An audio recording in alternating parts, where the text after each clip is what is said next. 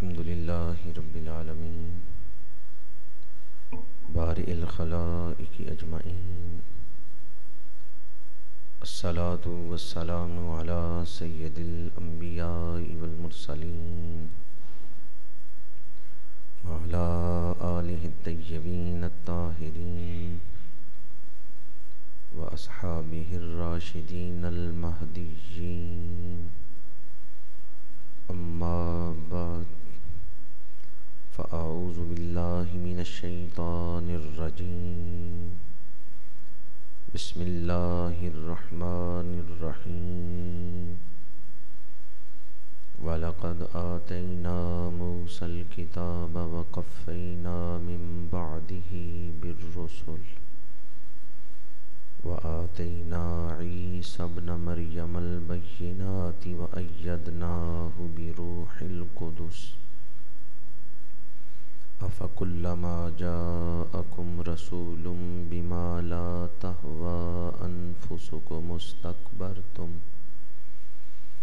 فَفَرِيقًا كَذَّبْتُمْ وَفَرِيقًا تَقْتُلُونَ صدق اللہ مولانا العظیم اللہم ارنا الحق حقا وارزقنا اتباعہ وارنا الباطل باطلا وارزقنا اجتنابہ ان اللہ وملائکتہ یصلون علی النبی یا ایہا الذین آمنوا صلوا علیہ وسلموا تسلیما الصلاة والسلام علیک یا رسول اللہ وعلی آلک واصحابک یا حبیب اللہ الصلاة والسلام علیک یا خطیب الانبیاء والمرسلین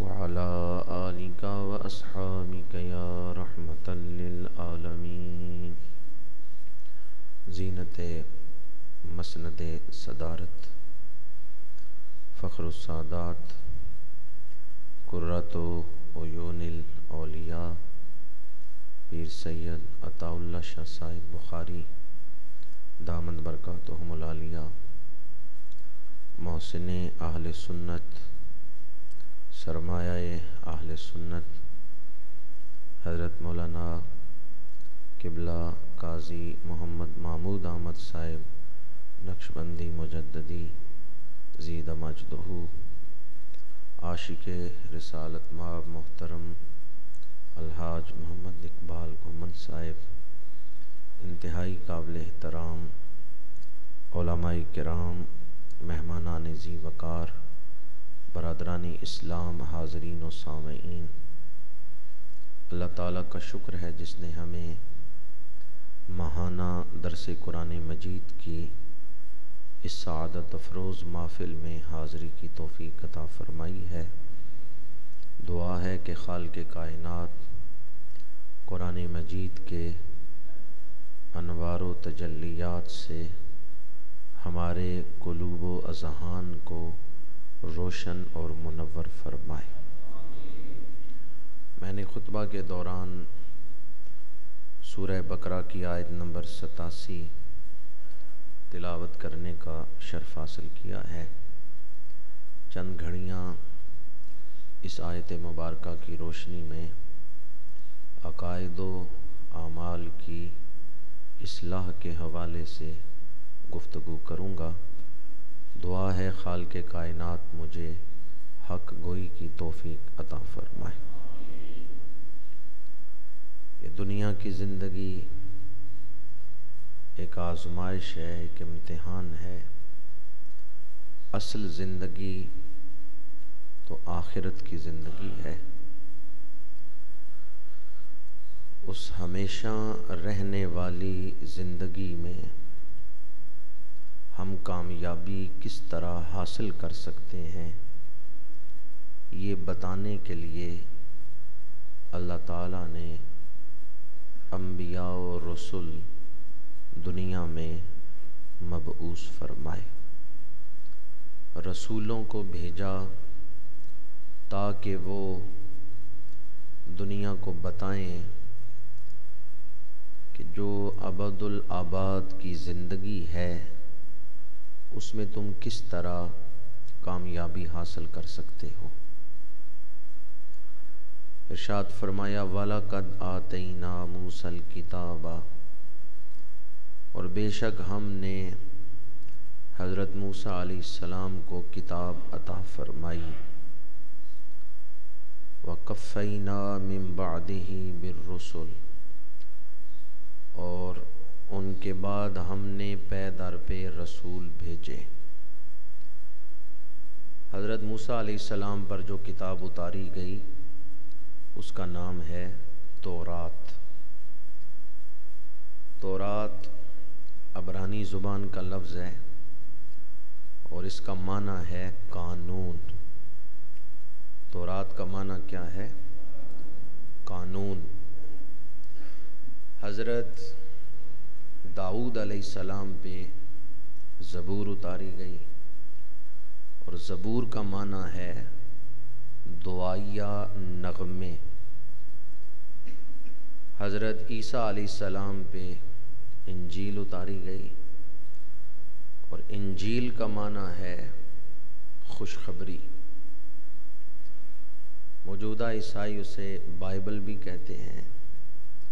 تو بائبل کا معنی ہے کتاب۔ یہ سارے لفظ عبرانی زبان کے لفظ ہیں۔ بائبل، انجیل، تورات، زبور، یہ عبرانی زبان کے لفظ ہیں اور دنیا میں آج کل یہ زبان ختم ہو چکی ہے، یہ زبان نہیں بولی جاتی۔ جب انسان کی معاشرتی زندگی آگے بڑھتی ہے تو جہاں اقدار تبدیل ہوتی ہیں وہاں لوگ اپنی زبان بھی بدل لیتے ہیں۔ آپ 100 سال پرانی اردو پڑھیں تو وہ اور ہے، اس میں اور موجودہ اردو میں فرق ہے۔ وقت گزرنے کے ساتھ ساتھ قومیں اپنی زبان بدل لیتی ہیں۔ ہم بھی اس وقت اس مرحلے سے گزر رہے ہیں کہ ہم اپنی زبان کے بہت سارے لفظ بھول چکے ہیں اور چھوڑ چکے ہیں۔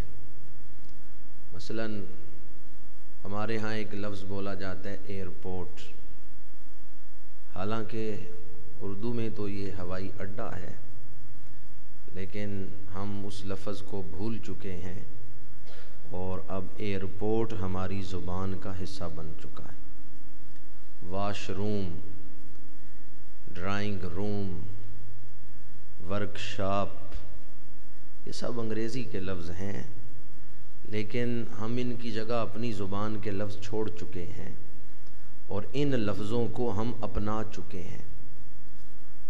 آنے والے ادوار میں نئی نسل کو یاد ہی نہیں ہوگا کہ ہماری زبان کے اصل لفظ کیا ہیں۔ اس طرح ہم یہ لفظ بولتے ہیں، انگریزی کے لفظ اپنی زبان کے اندر شامل کر کے۔ تو وقت گزرنے کے ساتھ ساتھ لوگ زبان بھی بدل لیتے ہیں۔ تورات جو حضرت موسیٰ علیہ السلام پر نازل کی گئی وہ عبرانی زبان میں تھی۔ آج دنیا میں کسی ملت کے پاس، کسی قوم کے پاس اپنی اصل کتاب موجود نہیں ہے۔ یہودیوں کے پاس جو موجودہ تورات ہے وہ ترجمہ ہے، اصل تو عبرانی زبان میں تھی، اور وہ عبرانی زبان والی کتاب آج کسی کے پاس موجود ہی نہیں ہے۔ موجودہ یہودیوں کے پاس جو تورات کے نسخے ہیں وہ اصل تورات کا ترجمہ ہے۔ اسی طرح عیسائیوں کے پاس جو انجیلیں ہیں، انجیل یوحنا، انجیل متی، انجیل برناباس، یہ بھی اصل کتاب نہیں بلکہ یہ ترجمہ ہے انگریزی میں، اصل تو عبرانی میں تھی اور عبرانی زبان دنیا سے ختم ہو چکی ہے۔ اب ایک آدمی قرآن مجید کا صرف ترجمہ پڑھے اور قرآن مجید کا اصل نسخہ اس کے سامنے نہ ہو، اصل نسخہ اس کے سامنے نہیں، صرف ترجمہ اس کے پاس ہے، تو ایسا آدمی گمراہ ہو سکتا ہے یا نہیں ہو سکتا؟ ہو سکتا ہے۔ مرزائیوں نے بھی ترجمہ شائع کیا ہے قرآن مجید کا، اور اس میں عربی الفاظ انہوں نے شائع نہیں کیے۔ اب آپ مرزائیوں کا کوئی ترجمہ پڑھے گا تو گمراہ ہی ہوگا۔ اور کتنے لوگوں نے اپنی مرضی سے ترجمے کیے ہیں۔ تو انجیل کے جو نسخے ہیں وہ بھی ترجمے ہیں، اصل کتاب نہیں۔ یا تو اصل کتاب کسی کے پاس ہو، پھر وہ فیصلہ کرے کہ جی اصل کتاب میں کیا ہے اور ترجمے میں کیا ہے۔ یہودیوں کے پاس تورات اصل نہیں، ترجمہ ہے۔ عیسائیوں کے پاس انجیل اصل نہیں، ترجمہ ہے۔ یہ اعزاز اور یہ فخر حاصل ہے تو صرف مسلمانوں کو حاصل ہے کہ پوری دنیا کے اندر کہیں بھی کسی مسلمان کا ایک گھر بھی کسی شہر میں ہے تو اس کے پاس بھی قرآن کا اصل نسخہ موجود ہے۔ 1400 سال پہلے جو حضور پہ قرآن نازل ہوا وہ اپنی اصل شکل میں آج بھی ہمارے پاس موجود ہے۔ میں بیان کر رہا تھا کہ تورات عبرانی زبان کا لفظ ہے، وہ زبان ختم ہو گئی، پر قرآن عربی زبان میں نازل ہوا ہے۔ اللہ نے قرآن کی حفاظت اپنے ذمے لی تو عربی زبان کی حفاظت بھی اپنے ذمے لے لی ہے۔ 1400 سال ہو گئے، اس زبان کو بھی تبدیل نہیں کیا جا سکا۔ قرآن کی حفاظت ہو رہی ہے تو اس زبان کی حفاظت بھی ہو رہی ہے۔ ہمارے پاس اصل کتاب موجود ہے، ورنہ عیسائیوں یہودیوں کے پاس اصل کتاب موجود ہی نہیں ہے۔ ان کے پاس ترجمے ہیں، اصل تو عبرانی میں تھی اور وہ ختم ہو چکی۔ اور بھی اس گفتگو کے کئی پہلو ہیں پر میں ان کی تشریح میں نہیں جا رہا، صرف اتنا ہی عرض کروں گا۔ حضرت موسیٰ علیہ السلام کو اللہ نے جو کتاب عطا کی اس کا نام تورات ہے، اور تورات کا معنی کیا ہے؟ قانون۔ تورات کا معنی کیا ہے؟ قانون۔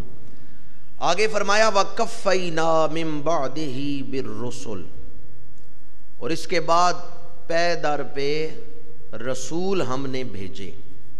حضرت موسیٰ علیہ السلام کے بعد 4000 پیغمبر دنیا میں تشریف لائے۔ حضرت موسیٰ علیہ السلام کے بعد یہاں جو اجمالاً ذکر ہے کہ ہم نے رسول بھیجے، تو مفسرین نے لکھا ہے 4000 پیغمبر حضرت موسیٰ علیہ السلام کے بعد دنیا میں تشریف لائے۔ آگے حضرت عیسیٰ علیہ السلام کا ذکر ہے، وَآتَيْنَا عِیسیٰ ابْنَ مَرْیَمَ الْبَیِّنَاتِ، اور ہم نے عیسیٰ بن مریم کو کھلی نشانیاں عطا فرمائیں۔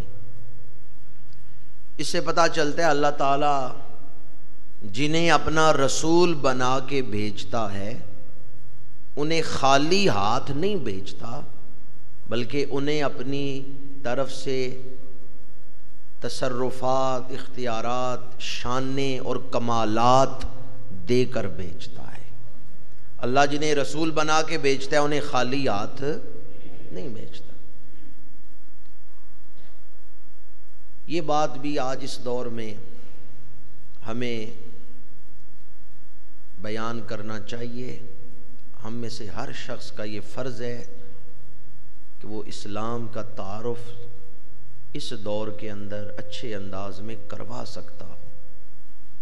پچھلے دنوں لاہور میں عیسائیوں کے گھروں کو آگ لگائی گئی تو دنیا میں میڈیا چیخ اٹھا کہ شاید معاذ اللہ اسلام کی یہ تعلیم ہے کہ جی عیسائیوں کے گھروں کو جلاؤ۔ یہ اسلام کی تعلیم نہیں ہے، یہ تو ایجنسیوں کا کام ہے جو سیاسی مقاصد کے لیے انہوں نے کیا ہے۔ جہاں تک اسلام کی عظمت ہے، قرآن مجید نے اور حدیث رسول نے عیسائیت پر بڑے احسانات کیے ہیں۔ ان احسانات میں سے ایک احسان یہ ہے کہ جس دور میں ہمارے آقا تشریف لائے ہیں اس دور کے یہودی حضرت عیسیٰ کو نبی تو نہیں مانتے تھے، اور اس کے علاوہ وہ حضرت عیسیٰ پر الزامات بھی لگاتے تھے۔ نبی نہ ماننا ایک الگ عنوان ہے، یہودی حضرت عیسیٰ کو نبی نہیں مانتے تھے، لیکن حضرت عیسیٰ کی والدہ پر تہمتیں لگاتے تھے۔ حضرت عیسیٰ علیہ السلام کی والدہ کی طرف معاذ اللہ بری باتیں منسوب کرتے تھے۔ جس دور میں یہودی حضرت عیسیٰ اور آپ کی والدہ پر الزامات لگا رہے ہیں، اس دور میں قرآن بیان کرتا ہے عیسیٰ تو مردے زندہ کرتے تھے، عیسیٰ کی والدہ تو پاک دامن تھی۔ جس دور میں یہودی حضرت عیسیٰ کی بے ادبی اور گستاخی کر رہے ہیں، قرآن حضرت عیسیٰ اور بی بی مریم کی شان بیان کر رہا ہے۔ قرآن کا یہ احسان ہے یا نہیں؟ اسلام حقیقت بیان کرتا ہے، اسلام دھوکے سے لوگوں کو نکالتا ہے اور حق تک پہنچاتا ہے۔ ایک طرف تو یہودی حضرت عیسیٰ علیہ السلام کی گستاخیاں کر رہے تھے، اور دوسری طرف عیسائی حضرت عیسیٰ علیہ السلام کو خدا بنائے ہوئے تھے کہ حضرت عیسیٰ خدا کے بیٹے ہیں۔ قرآن مجید نے وہ چیز بیان کی جو حق ہے، فرمایا وہ اللہ کے بندے ہیں اور اللہ کے رسول ہیں، صاحب کتاب پیغمبر ہیں، اللہ نے ان کو نشانیاں دے کے بھیجا ہے، وہ اللہ کے بیٹے نہیں ہیں۔ اللہ واحد ہے، اولاد سے اور ماں باپ سے پاک ہے۔ تو قرآن مجید نے وہ شے بیان کی جو حق ہے۔ اگر کوئی عیسائی تعصب سے ہٹ کے قرآن مجید پہ غور کرے تو یقین جانیے وہ اسلام قبول کر لے گا۔ حضرت عیسیٰ علیہ السلام پہ جو دین نازل ہوا تھا اس کی کامل ترین شکل ہی اسلام ہے۔ حضرت عیسیٰ اور حضرت موسیٰ نے جس ہستی کی آمد کا ذکر کیا تھا وہ ہستی میرے اور آپ کے آقا امام الانبیاء صلی اللہ علیہ وآلہ وسلم۔ تشریح کا وقت نہیں ہے، صرف اشارہ کر رہا ہوں۔ نجاشی کے دربار میں حبشے کا بادشاہ نجاشی، اس کے دربار میں دائیں بائیں بیٹھے ہیں پادری اور انجیلیں کھول کے بیٹھے ہیں۔ حضرت جعفر طیار نے سورہ مریم کی تلاوت کی تو قرآن بیان کرتا ہے کہ سورہ مریم کی تلاوت سننے والے لوگوں کی آنکھوں میں آنسو آ گئے ہیں۔ عیسائی رو رہے ہیں، وہ پادری رو رہے ہیں، اور نجاشی کی آنکھوں میں آنسو ہیں۔ 7ویں پارے کی پہلی آیت پڑھ کے دیکھیں، اس کی تفسیر پڑھ کے دیکھیں کہ کن لوگوں کا ذکر ہے جو قرآن سن کے رو رہے ہیں۔ یہ عیسائی پادری تھے جنہوں نے حضرت جعفر طیار سے قرآن سنا ہے۔ نجاشی بھی رو رہا ہے، اس کے دربار میں بیٹھے ہوئے پادری علماء بھی رو رہے ہیں۔ عیسائی قرآن سن کے روئیں، پتہ چلا ان کے دلوں نے مان لیا حق وہی ہے جو قرآن بیان کر رہا ہے۔ حالانکہ سفیر مکہ نے نجاشی کو بھڑکایا تھا کہ جن لوگوں نے تمہارے ملک میں پناہ لی ہوئی ہے یہ لوگ حضرت عیسیٰ کے گستاخ ہیں، یہ حضرت عیسیٰ کو خدا کا بیٹا نہیں مانتے۔ یہ سفیر مکہ نے بھڑکایا تھا نجاشی کو۔ اس کا خیال تھا نجاشی عیسائی ہے تو غصے میں آئے گا اور مسلمانوں کو نکال دے گا ملک سے، پر نجاشی نے جب سورہ مریم سنی زمین سے تنکا اٹھا کے کہا جو حق ہے وہ جعفر طیار نے بیان کیا ہے، اور ایک تنکے کے برابر بھی حق میں فرق نہیں ہے۔ جو بات انہوں نے بیان کی ہے وہی حق ہے، حق میں اور قرآن کی آیت میں ایک تنکے کے برابر بھی فرق نہیں۔ آج اس دور میں بھی اگر عیسائی قرآن پر اور احادیث پر غور کریں تو عظمت عیسیٰ جو قرآن نے بیان کی ہے وہ تو انجیل میں بھی بیان نہیں کی گئی۔ حضرت عیسیٰ حضور کی آمد کی ہی خبریں دیتے رہے۔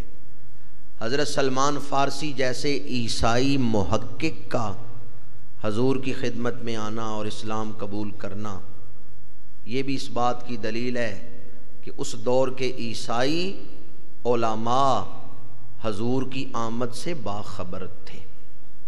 جانتے ہیں نا حضرت سلمان فارسی پہلے عیسائیوں کے پاس رہے تھے، ایران سے شام، شام سے موصل، موصل سے روم۔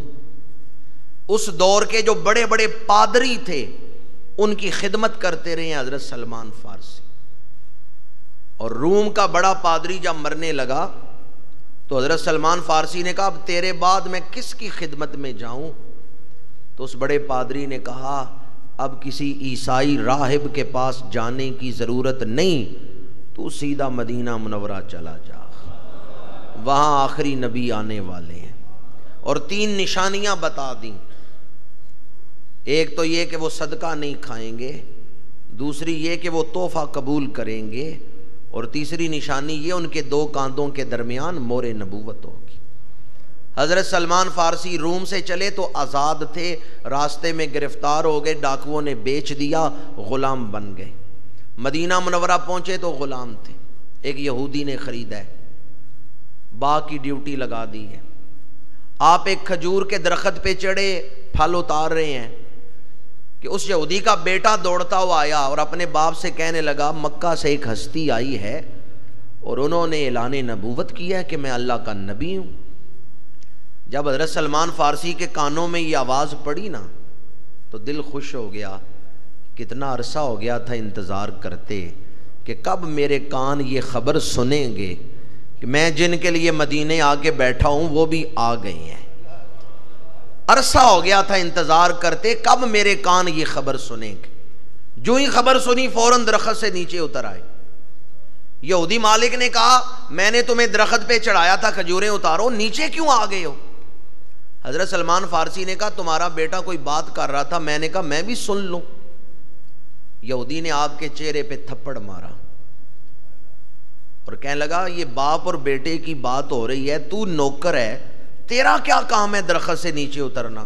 تو کام کر، تیرا اس خبر سے کیا تعلق ہے؟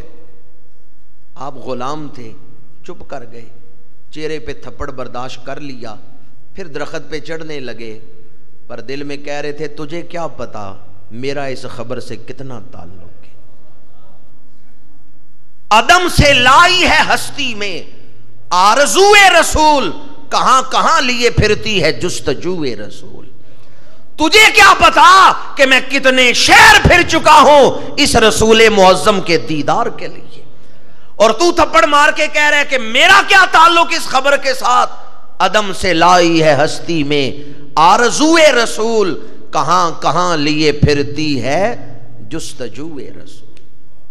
پھر درخت پہ چڑھ گئے، کام کرنے لگ گئے۔ کچھ دنوں بعد اپنے مالک سے آنکھیں چرا کے، آنکھیں چھپا کے چلے گئے حضور کی خدمت میں، صدقہ دیا۔ حضور نے فرمایا میں صدقہ نہیں کھاتا، مستحقین میں بانٹ دیا۔ کچھ دنوں بعد پھر حضرت سلمان فارسی مالک سے چھپتے چھپاتے آ گئے اور آ کے حضور کو ہدیہ پیش کیا۔ آپ نے فرمایا میں اللہ کا نبی ہوں، میں ہدیہ قبول کرتا ہوں۔ 2 نشانیاں پوری ہو گئیں، اب تیسری نشانی تھی 2 کاندھوں کے درمیان مور نبوت، اور موقع نہیں بن رہا تھا کہ اس کا دیدار ہو۔ ایک دن حضور ایک نماز جنازہ ادا کرنے کے بعد تشریف فرما ہے، سلمان فارسی بھی آ گئے اور تھوڑے سے فاصلے پہ کھڑے ہیں، حضور کی پشت کی طرف کھڑے ہیں اور انتظار کر رہے ہیں شاید ہوا چلے اور چادر تھوڑی سی کاندھوں سے ہٹے اور مجھے دیدار ہو جائے مور نبوت کا، لیکن ہوا نہیں چل رہی، چادر نہیں ہٹ رہی۔ پیچھے حضرت سلمان فارسی انتظار میں کھڑے ہیں، حضور کے مہر نبوت پہ چادر ہے، سلمان فارسی انتظار کر رہے ہیں، ہوا نہیں چلتی، چادر نہیں ہٹتی۔ سلمان فارسی مایوس ہو رہے ہیں کہ آج بھی میں تیسری نشانی نہیں دیکھ سکوں گا۔ ہمارے آقا بڑے کریم ہیں. حضور نے مسکرا کے پیچھے دیکھا سلمان فارسی کی طرف اور اپنے ہاتھ سے چادر پیچھے ہٹا دی. لو سلمان فارسی آؤ تیسری نشانی بھی دیکھ لو.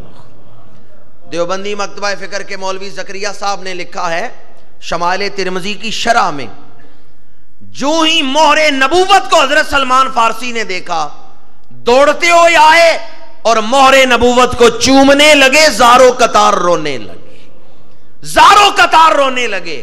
میرے آقا کریم نے فرمایا یہی تیسری نشانی دیکھنی تھی، یہ تیسری نشانی بھی دیکھ لی. سلمان فارسی روتے جا رہے ہیں اور حضور کا کلمہ پڑھ رہے ہیں. حضرت سلمان فارسی جیسے عیسائی محقق کا حضور کے قدموں میں گرنا اس بات کی دلیل ہے کہ ہمارے آقا ہی وہ پیغمبر ہیں جن کی خبر حضرت عیسیٰ دے کے گئے. سلمان فارسی کو یہاں مستی نہیں تھے. اس دور میں تقابل ادیان کے بہت بڑے ریسرچ سکالر تھے. بڑے بڑے عیسائی پادریوں کے پاس وہ رہے تھے. بڑے بڑے عیسائی پادریوں کے پاس رہ کے انہوں نے عیسائیت کو سیکھا تھا اور وہ جانتے تھے اللہ کا آخری نبی دنیا میں آنے والا ہے. وہ نشانیاں حضرت سلمان فارسی کے پاس تھیں جو انہوں نے عیسائی پادریوں سے سنی تھی. میں نے صرف 2 مثالیں دی ہیں، نجاشی کی اور حضرت سلمان فارسی کی، ورنہ متعدد مثالیں ہیں کہ جن بھی عیسائیوں نے یہودیوں نے تعصب سے ہٹ کے غور کیا انہوں نے عظمت رسول کے سامنے اپنا سر جھکا دیا. وَآتَيْنَا عِيسَى ابْنَ مَرْيَمَ الْبَيِّنَاتِ. اللہ تعالیٰ فرماتے ہیں ہم نے عیسیٰ بن مریم کو اپنی نشانیاں عطا فرمائیں. اسلام نے عیسائیت پر احسانات کیے ہیں. حضرت عیسیٰ علیہ السلام کی عظمت اور شان کو قرآن نے بیان کیا. آگے فرمایا وَأَيَّدْنَاهُ بِرُوحِ الْقُدُسِ. اور ہم نے حضرت عیسیٰ کی مدد کی پاکیزہ روح کے ذریعے. روح القدس سے مراد حضرت جبریل علیہ السلام. اللہ تعالیٰ فرما رہے ہم نے حضرت عیسیٰ کی مدد کی جناب جبریل کے ذریعے. کس کے ساتھ مدد کی حضرت؟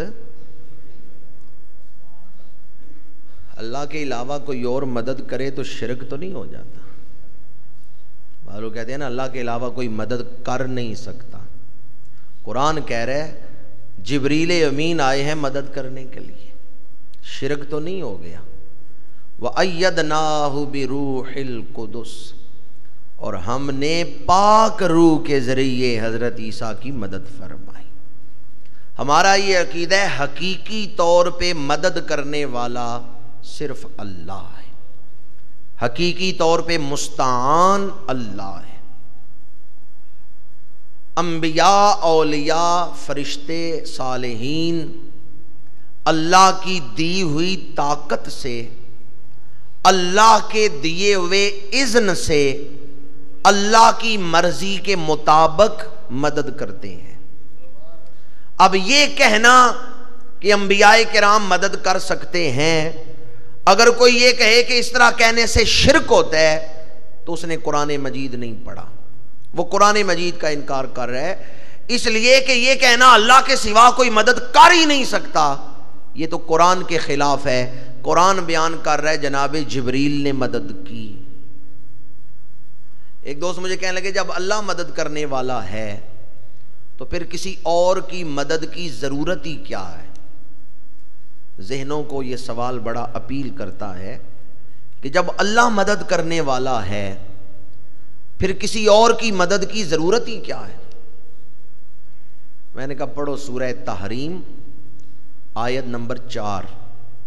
کون سی سورت؟ سورہ تحریم آیت نمبر 4.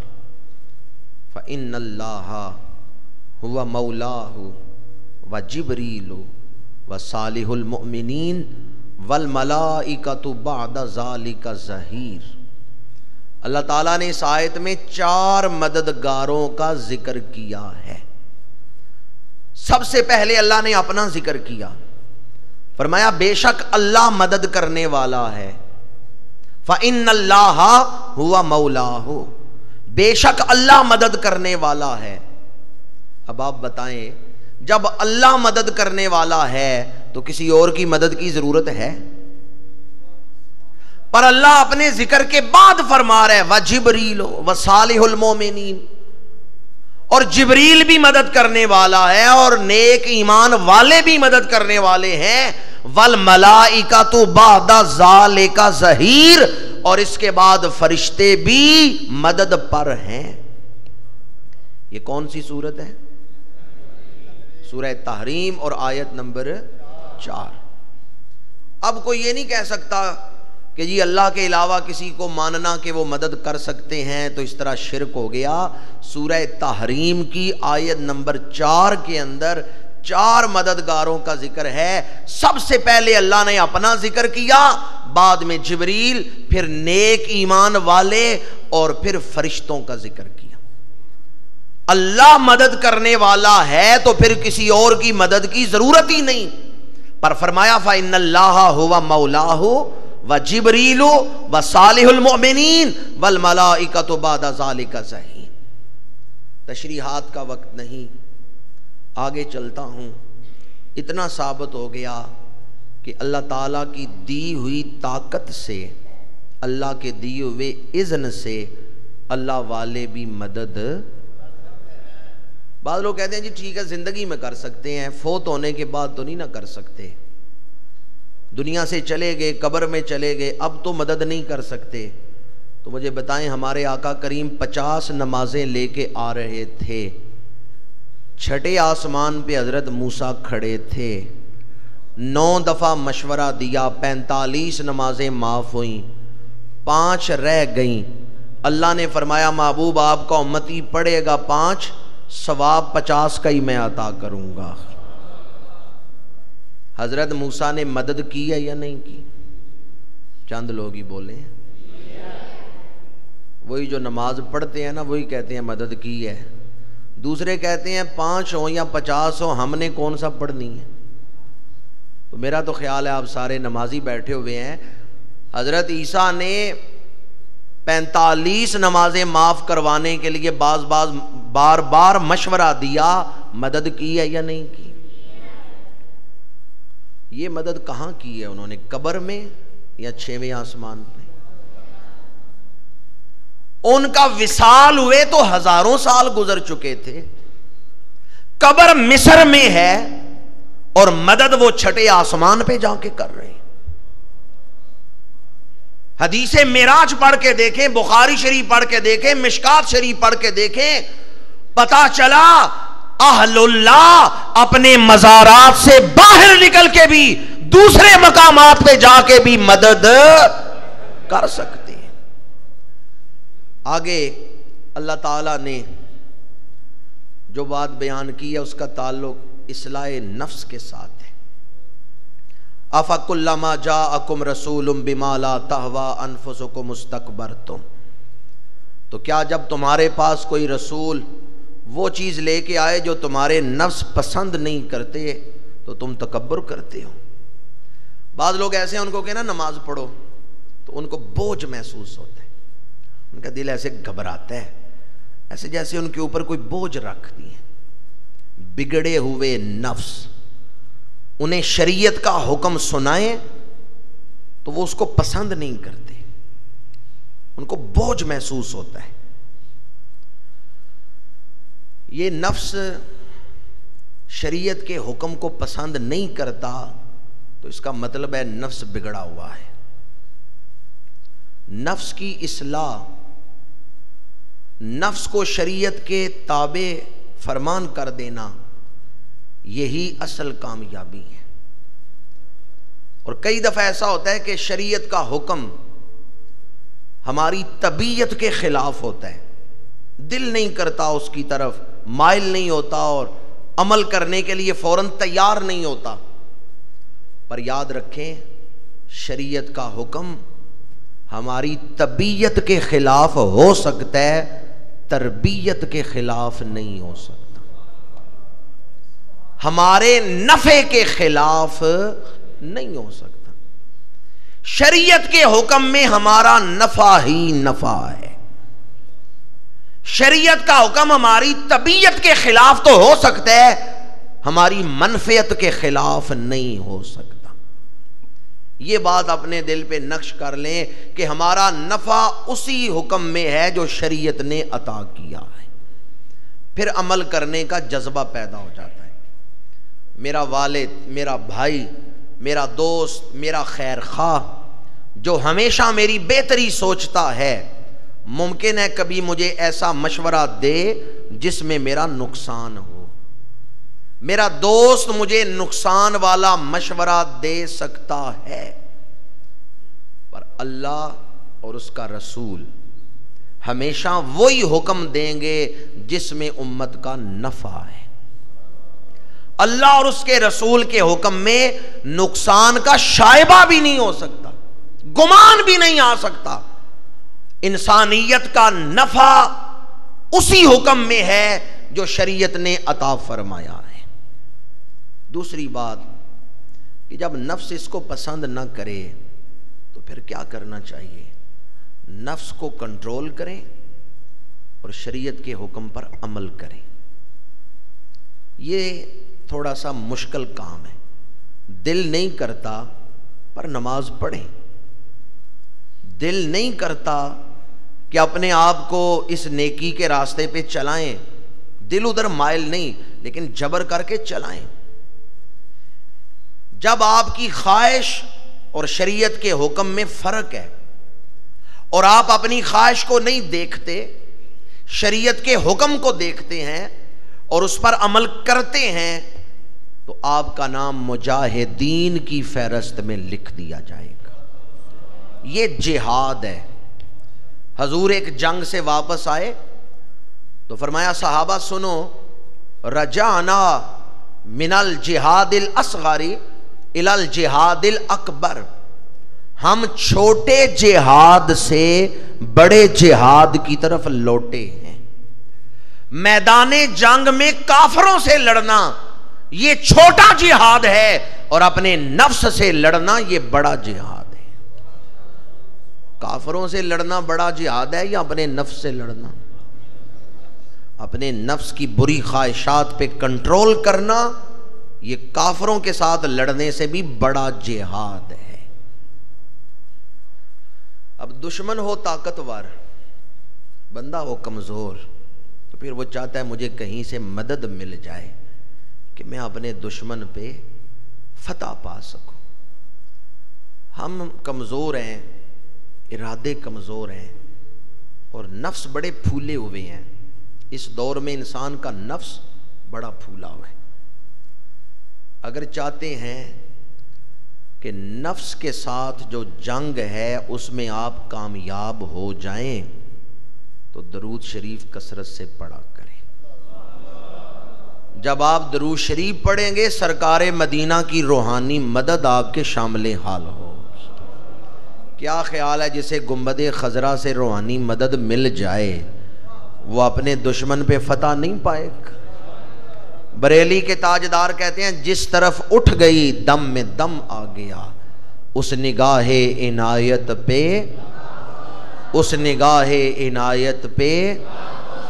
سرکار مدینہ کی روحانی مدد حاصل کرنے کے لیے نفس کے خلاف حضور کی توجہات کریمانہ حاصل کرنے کے لیے درود شریف کو اپنا وظیفہ بنا لیں.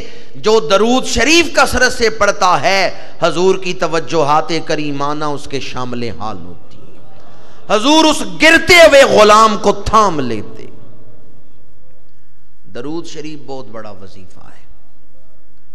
ہمارے دونوں کاندھوں پہ فرشتے بیٹھے ہیں. دائیں کاندھے پہ نیکیاں لکھنے والا، بائیں کاندھے پہ. یاد ہے آپ کو کہ ہمارے کاندھوں پہ فرشتے بھی بیٹھے ہوئے ہیں. اگر یہ یاد ہو نا تو کبھی ہمارے قدم گناہوں کی طرف نہ اٹھے. وَإِنَّ عَلَيْكُمْ لَحَافِظِينَ كِرَامًا كَاتِبِينَ يَعْلَمُونَ مَا تَفْعَلُونَ. قرآن کہتا ہے تمہارے ساتھ بڑی عزت و توقیر والے فرشتے رہتے ہیں جنہیں کرامن کاتبین کہا جاتا ہے، لکھنے والے. کاتب کہتے ہیں لکھنے والا، دائیں کاندھے پہ نیکیاں لکھنے والا، بائیں کاندھے پہ گناہ لکھنے والا۔ جب ہم نیکیاں کرتے ہیں دائیں کاندھے والا فرشتہ مصروف، دائیں کاندھے والا فارغ، اور جب گناہ کرتے ہیں بائیں کاندھے والا مصروف اور دائیں کاندھے والا۔ جب نیکیاں کرتے ہیں تو کون سا فرشتہ مصروف ہوتا ہے اور فارغ کون سا ہوتا ہے؟ کوئی ایسا عمل ہے کہ وہ عمل آپ کریں تو دونوں فرشتے مصروف ہو جائیں؟ ان اعمال میں سے بہت بڑا عمل ہے وظیفہ شریف، یہ درود شریف کا وظیفہ۔ جب آپ درود شریف پڑھتے ہیں دونوں فرشتے مصروف ہو جاتے ہیں، دائیں کاندھے والا نیکیاں لکھنی شروع کر دیتا ہے، بائیں کاندھے والا لکھے ہوئے گناہ مٹانا شروع کر دیتا ہے۔ جب تک آپ درود پڑھتے رہیں گے دونوں فرشتے مصروف رہیں گے، دائیں کاندھے والا نیکیاں لکھتا رہے گا، بائیں کاندھے والا گناہ مٹاتا رہے گا۔ بخاری شریف کی حدیث مبارکہ ہے، ہمارے آقا کریم صلی اللہ علیہ وآلہ وسلم نے فرمایا جو شخص میرے اوپر ایک دفعہ درود پڑھتا ہے اللہ اس کے 10 گناہ معاف کر دیتا ہے، 10 درجے بلند کر دیتا ہے اور 10 رحمتیں اس پہ نازل فرما دیتا ہے۔ 1 گھنٹہ درود پڑھتے رہیں گے، پورا گھنٹہ فرشتہ گناہ مٹاتا رہے گا۔ پچھلی زندگی میں گناہ تو ہم سے ہوئے ہیں، اگر چاہتے ہیں نا میرے پچھلے گناہ سارے مٹا دیے جائیں تو درود شریف کو اپنا وظیفہ بنا لیں۔ المستطرف کے اندر آخری باب میں فضائل درود لکھے گئے ہیں، 40 حدیثیں جمع کی ہیں، 40 ہیں فضائل درود میں۔ ان میں سے ایک حدیث یہ ہے کہ جو آدمی کثرت سے درود شریف پڑھے گا مرنے سے پہلے جنت میں اپنا گھر دیکھ لے گا۔ جو کثرت سے درود شریف پڑھتا ہے موت سے پہلے جنت میں اپنا گھر دیکھ لیتا ہے۔ درود شریف کے بے شمار فضائل ہیں، یہ ایک الگ عنوان ہے، اور میں نے تو اس کو ضمناً نفس کے خلاف روحانی مدد کے لیے بطور وظیفہ بیان کیا۔ ابھی میں آ رہا تھا تو ایک دوست نے مجھے سوال پوچھا ہے کہ کیا اذان سے پہلے درود شریف پڑھنا جائز ہے؟ تو ضمناً اس کا بھی جواب دے رہا ہوں۔ قرآن کا جو مطلق حکم ہے اس کو مقید نہیں کیا جا سکتا جب تک کہ کوئی قرینہ موجود نہ ہو۔ ان اللہ و ملائکتہ یصلون علی النبی یا ایھا الذین آمنوا صلوا علیہ وسلموا تسلیما۔ یہ ایک مطلق حکم ہے۔ اب مقید کرنے کے لیے آپ کو اصول فقہ پڑھنے ہوں گے کہ کس قرینے سے ہم مطلق کو مقید کر سکتے ہیں، عام کو خاص کر سکتے ہیں۔ تو جب اللہ تعالیٰ نے مطلقاً حکم دیا ہے تو اللہ کے حکم کو مقید یا خاص کرنے کی طاقت کسی انسان میں نہیں۔ ہاں کوئی شریعت کا قرینہ موجود ہو تو پھر کیا جا سکتا۔ اذان سے پہلے حضرت بلال حبشی رضی اللہ تعالیٰ عنہ ایک دعا کیا کرتے تھے۔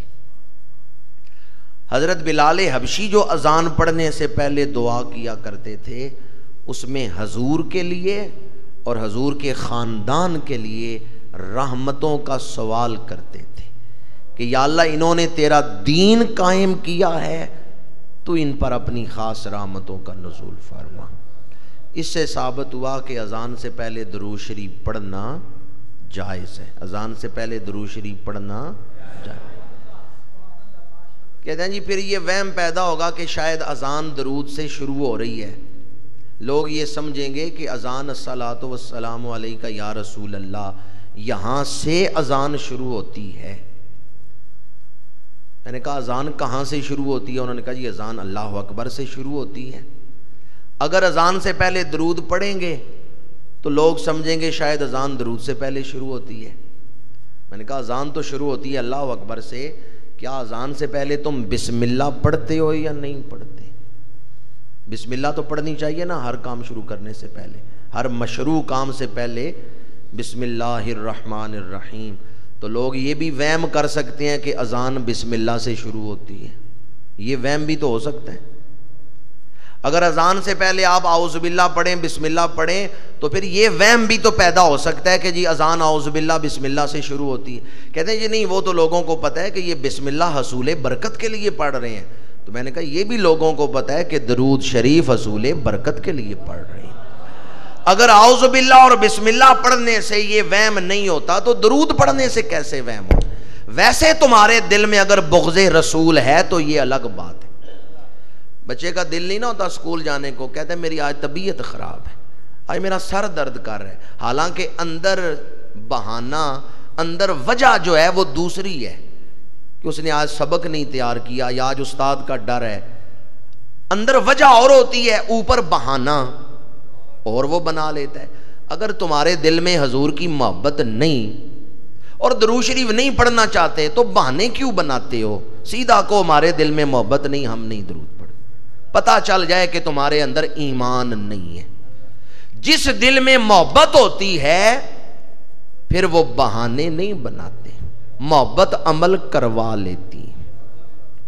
کہتے ہیں نہیں کھڑے ہو کے تم درود شریف پڑھتے ہو، یہ کھڑے ہو کے درود شریف پڑھنا منع ہے، کھڑے ہو کے درود شریف پڑھنا یہ قیام لغیر اللہ ہے، لہذا ناجائز ہے۔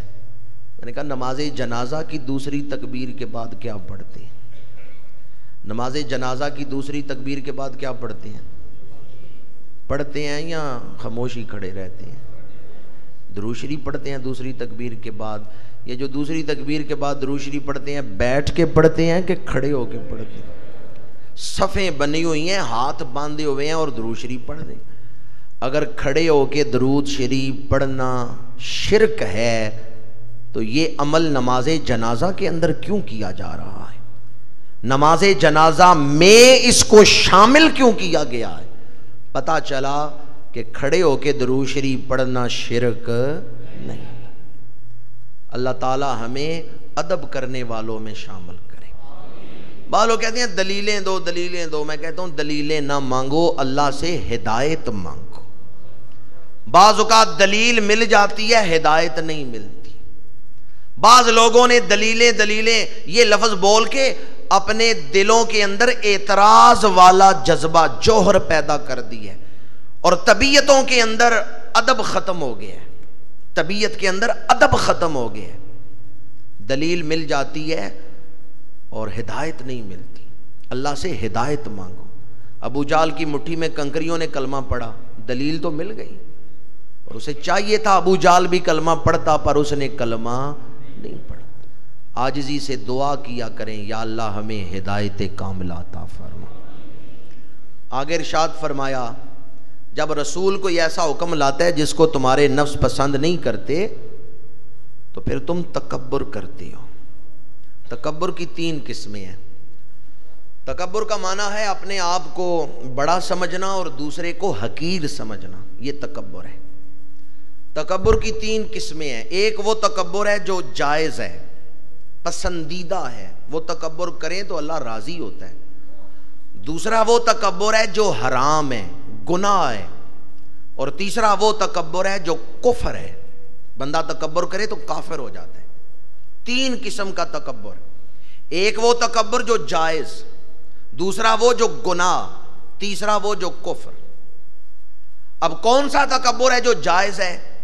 التکبر مع المتکبرین عبادۃ، فرعون کے سامنے تکبر کرنا بھی عبادت ہے، نمرود کے سامنے تکبر کرنا بھی عبادت ہے۔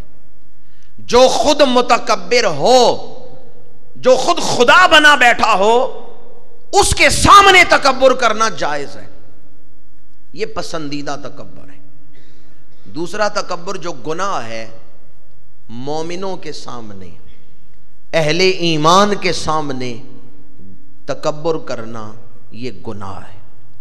اور تیسرا تکبر جو کفر ہے، اس کا اس آیت میں بیان ہے، رسول کے سامنے تکبر کرنا کفر ہے، رسول کے سامنے تکبر کرنا یہ کفر ہے۔ متکبرین کے سامنے تکبر عبادت ہے، مومنین کے سامنے تکبر گناہ ہے، اور رسول کے سامنے تکبر۔ اس لیے رسول کا ذکر ہو رہا ہو تو پھر بھی ادب سے، کہیں دل میں تکبر نہ آ جائے۔ اگر رسول کے سامنے تکبر والا لفظ بولا، دل میں تکبر آیا تو ساری زندگی کی عبادات ضائع اور رائے گاں چلی جائیں گی۔ بارگاہ رسول کا ادب بڑا نازک ہے، ادب گاہست زیر آسماں زرش نازک تر، نفس گم کردمی آیت جنید و با یزید اینجا۔ اللہ تعالی ہمیں تکبر جیسی روحانی بیماری سے محفوظ فرمائے اور ہمارے دلوں کو اللہ پاکیزگی اور عاجزی عطا فرمائے۔ آگے فرمایا فَفَرِيقًا كَذَّبْتُمْ وَفَرِيقًا تَقْتُلُونَ، ایک گروہ کو تم جھٹلاتے ہو اور ایک گروہ کو تم شہید کرتے ہو۔ دامن وقت میں اتنی گنجائش نہیں ہے، آج انہی الفاظ پر اپنی گفتگو کو سمیٹتا ہوں کہ انبیاء کرام کی بعثت کا جو مقصد ہے اسے حاصل کرنے کی اللہ تعالی ہمیں توفیق عطا فرمائے، جھٹلانے والوں میں نہ بلکہ ماننے والوں میں شامل فرمائے۔ اور جو قتل کا ذکر ہے، بے امنی پیدا کرنا، وَفَرِيقًا تَقْتُلُونَ، یہ بے امنی پیدا کرنے سے بھی مقصد بعثت ختم ہوتا ہے اور امن میں مقصد بعثت حاصل ہوتا ہے۔ اللہ تعالی ہمیں اچھے اخلاق نصیب فرمائے، پاکیزہ اخلاق نصیب فرمائے۔ میں نے آج عقائد اور اصلاح اعمال دونوں حوالوں سے گفتگو کی، اللہ تعالی عمل کی توفیق مرحمت فرمائے۔ وما علینا الا البلاغ المبین۔